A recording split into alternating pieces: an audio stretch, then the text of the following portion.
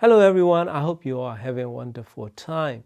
Today I like to share my experience of using this JBL Studio 6 series stand mount speakers, which is model number is 630, retail for $700 pair of them in United States. They've been available in Asia market and Japan and everywhere probably like 2 years now. But they just recently released it here. Probably they don't want to mess up with the HDI series. Because I think technology wise and overall design theory is a lot of similarity in my opinion, but it has less quality components such as binding posts are really tiny and really tight space. So if you have a big hands and thick fingers, probably you have no chance. When you take these speakers out of the box, you have to peel the protection film on the top and the bottom.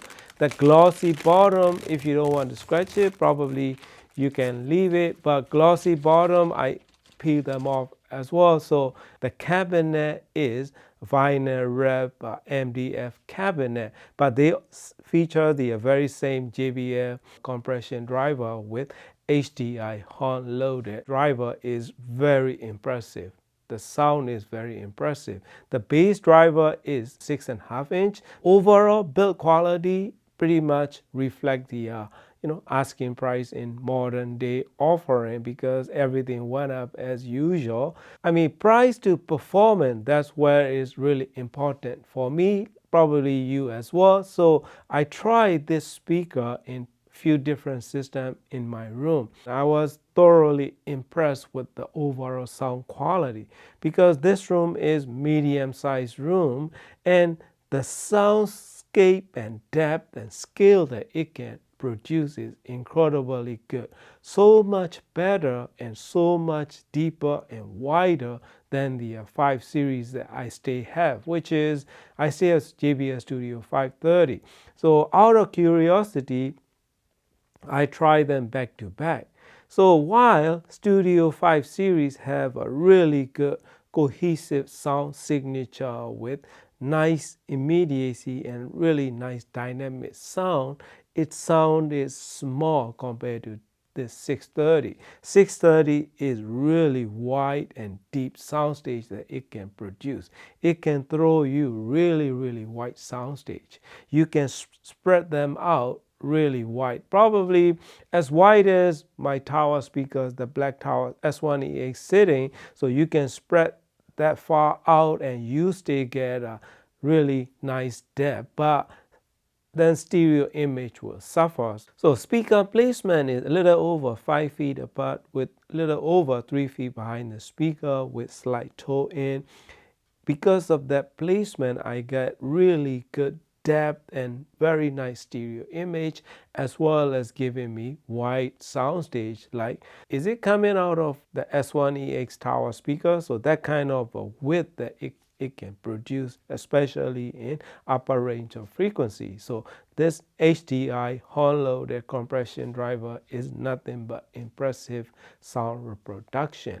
But time to time, if I play poor quality recording, it can sound a bit shallow and thin and lifeless, high frequency extension kind of thing. So that's a little downside for me. But if you give them decent quality, average quality, it will totally give you really nice sound reproduction. I throw a bunch of different music in all different systems, right?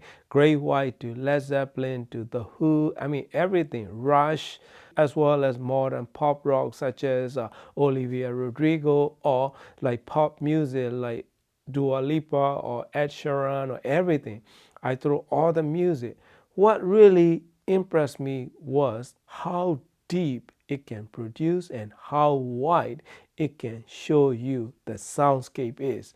So it worked really well with any kind of music. So most of my music listening I went through with 2 different systems in this main system. First one is this Denon PMA SX11 feeding directly from Sony HAP Z1ES music server, playing a bunch of different music in either PCM or DSD files. Most of them are like CD quality to 192 kpcm to DSD 5.6. What I find is they can handle any kind of music with really good authority and control and giving you enjoyment that listening to your favorite music.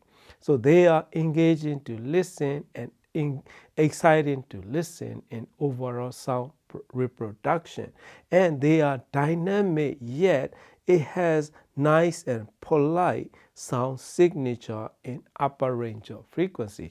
It has slightly warmish side of a tonal balance with great authority in all over the frequency range. So they have really designed this speaker in like to work well with any kind of music and environment. So it doesn't really matter what music you listen to, it can totally deliver you great music with full scale and authority as far as acoustically possible. It can go down to 45 hertz according to JBL. My measurement, as you can see, it goes up a little bit better in-room response, where I measure it mono speaker and left and right speaker listening position measurement. That is here the red graph.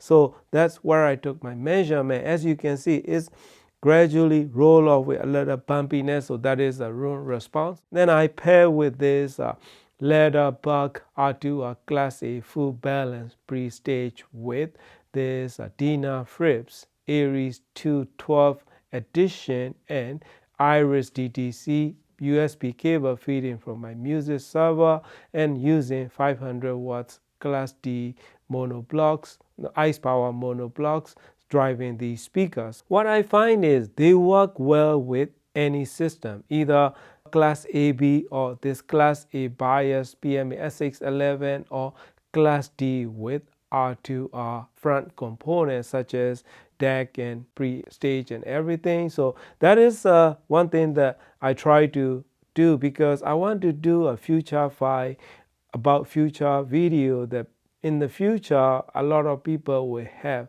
option of pairing R2 components with very powerful Class D amps. So that's what I tried, and they sounded very impressive together. JBL Studio 630 sound signature is a little bit of warmer side of sound signature with very authoritative bass quality reproduction with very nice amount of high frequency and high frequency extension.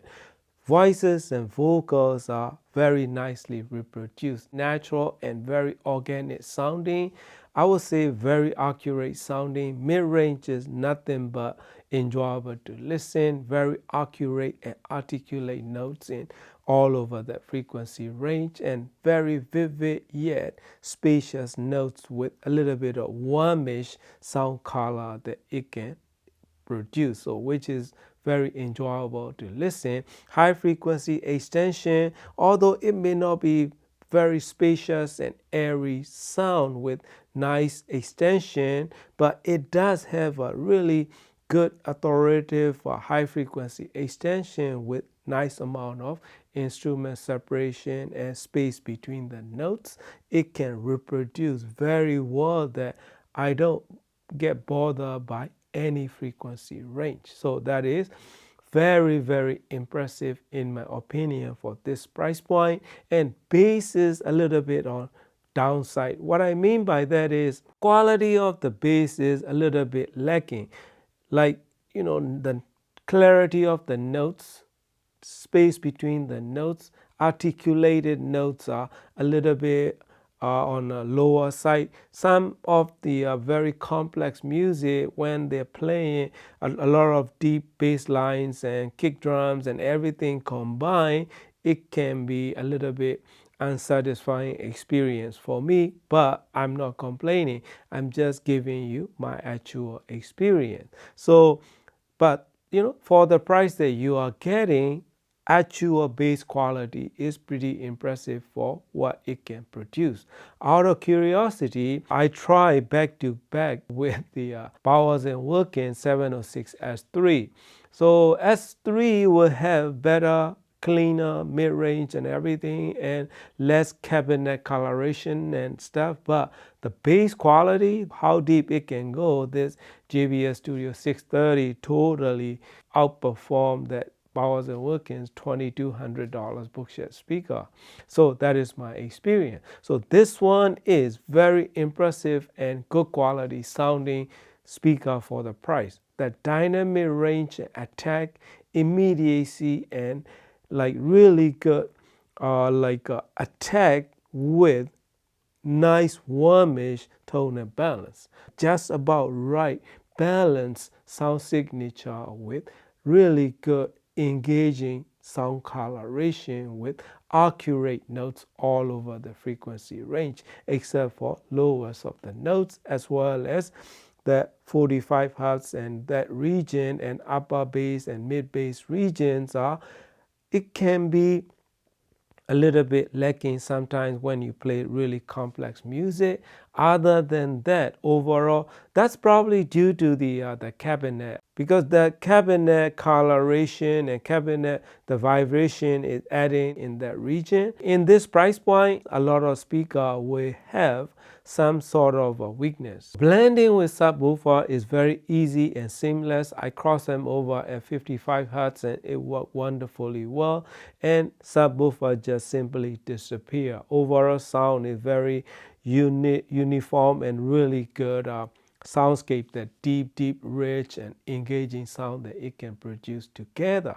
So when I listen to them in just 2.0 mode, and that is my primary and mostly I listen in 2.0 stereo only. So when I listen to modern music such as Olivia Rodrigo album, right? That album and a lot of tracks are brightly recorded, modern pop rock kind of music. So those are very well controlled, yet very dynamic and enjoyable to listen. And I mean, the voices and vocals and everything in mid-range is probably as good as anything in the price range, $1,000 price range. I think if they give better cabinet, and then you get HDI 1600. So pretty much that's what it is. So HDI 1600 in lesser quality cabinet and components. So probably HDI series have a better crossover parts and everything, but this one will be lacking behind in overall clarity and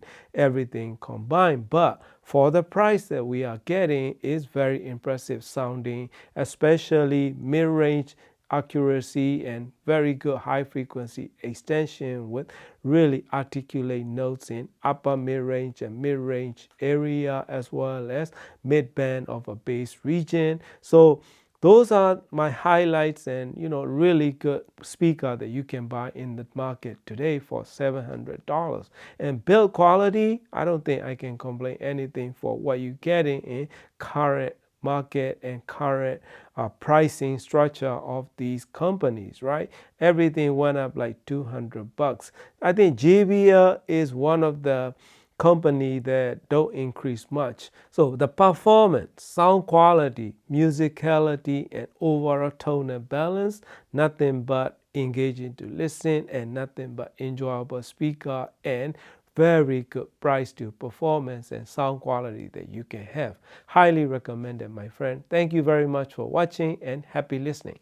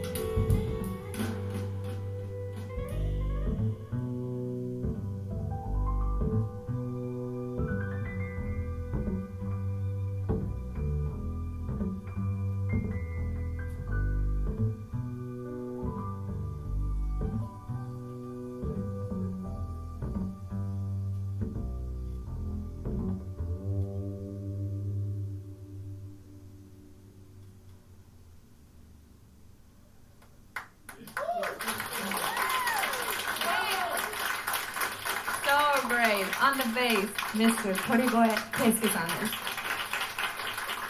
On the guitar, Onuma Yosuke-san. Yeah.